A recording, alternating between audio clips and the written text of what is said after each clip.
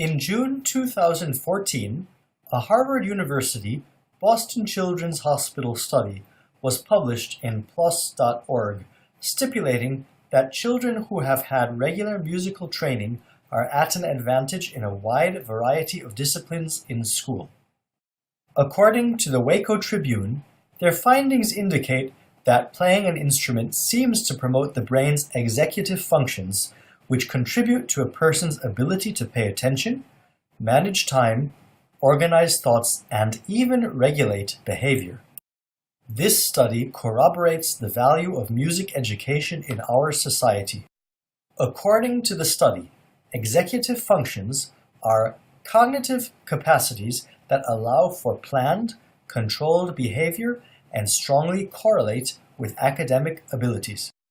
They also include cognitive flexibility and the ability to adjust to novel or changing task demands. While a thorough analysis of the study is beyond the scope of this presentation, as a musician and former high school AP student, I have a lot to say about the value of music education as it relates across the disciplines. My own musical training began at the age of 4 on the piano. I started violin at the age of 6. Lessons were held weekly in both instruments throughout most of my childhood. Cleveland Heights High School, my alma mater, as you can see now being rebuilt, had one of the largest and oldest music departments in the state of Ohio. Oddly, it never occurred to me at the time how unique it was that most of us in the AP and pre-AP classes also had been playing an instrument since childhood. This study shows that this is no coincidence. So let's examine what these executive functions are, how they are developed in playing a musical instrument, and the value of music education as it relates to all non-musical subjects. Number 1. Planned, controlled behavior. On a very broad level, music students are taught how to achieve a big goal by breaking it down into manageable, small parts. I see this in 2 ways. A. As technicians, music students learn how to play an instrument. The teacher gives him or her weekly assignments which must be mastered through repetition before one is able to move on to an assignment of higher technical complexity. Over years, perhaps thousands of small, graceful movements are harnessed to allow the instrument to be played with ease and efficiency. This skill relates particularly to math. How many of us remember the pages of repetitive addition, subtraction, multiplication, and division drills we had to do? For those who do not quite understand what I'm talking about, I am referring to pages of similarly typed math problems that we were required to do in the 2nd grade. Over time, the idea was that we would get faster as we became more proficient. Yet, there is another skill that is perhaps even more necessary than Part A above. B. In order to truly learn something, anything, we need to understand what it is that we are doing. As a child, or adult for that matter, grows, the capability to understand complex concepts increases if the brain is challenged. As a teenager gets older and rightfully questions authority, he or she gets to the stage where it is important to find a purpose for his or her work. A child, however, if encouraged, will naturally gravitate toward what is fun.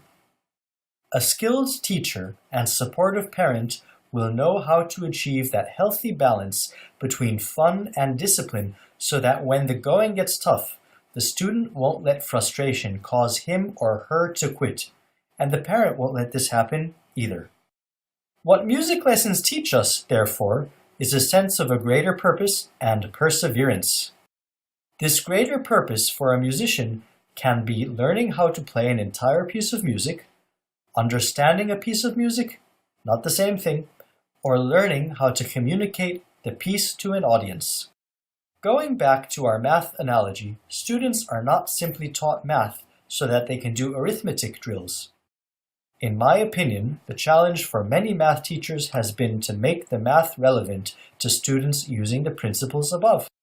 If a teacher approaches a class with a problem and takes them on an adventure that the children relate to that involves learning how to do math problems, the kids will immediately see the application of the subject. Unlike math, the beauty of music is that from the outset, the student knows that he or she will be ultimately making music. In math, there is usually no immediate application envisioned by a young student.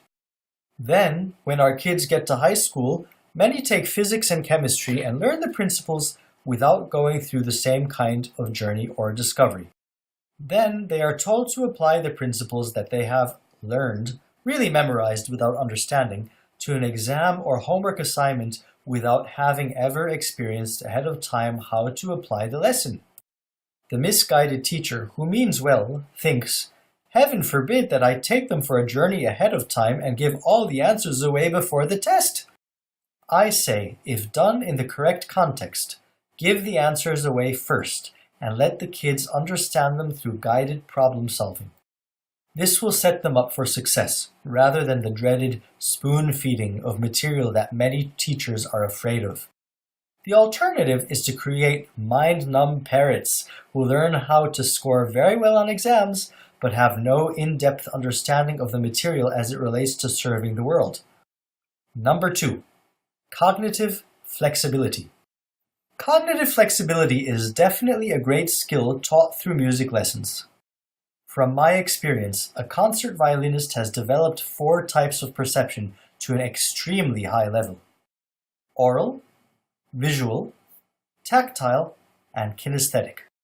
If this isn't cognitive flexibility, I don't know what is. All parts of the brain are synchronized in perfect harmony to produce a virtually flawless performance. What else could you ask for in achieving any academic task?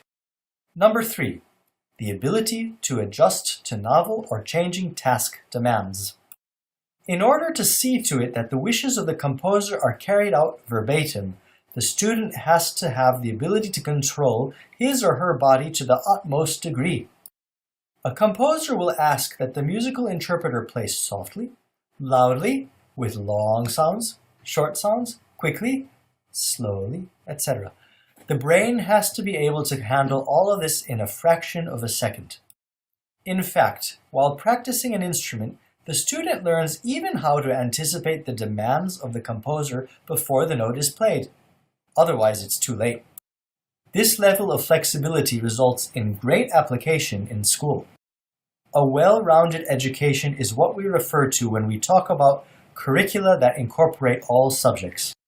The Waco Tribune states that a practice called interdisciplinary education, a big thing in some universities these days, operates on the assumption that fields such as literature, history, philosophy, and science aren't as sealed off from each other as contemporary education has treated them in the past. Nothing could be further from the truth. A well-rounded individual will have the ability to pull many skills together from various disciplines and apply them to a larger whole. In conclusion, the crux of both musical and non-musical education relates to the necessity of building up a shared purpose in the classroom or music studio so that the fruits of one's labor can be celebrated with actual results and, best of all, purposeful understanding.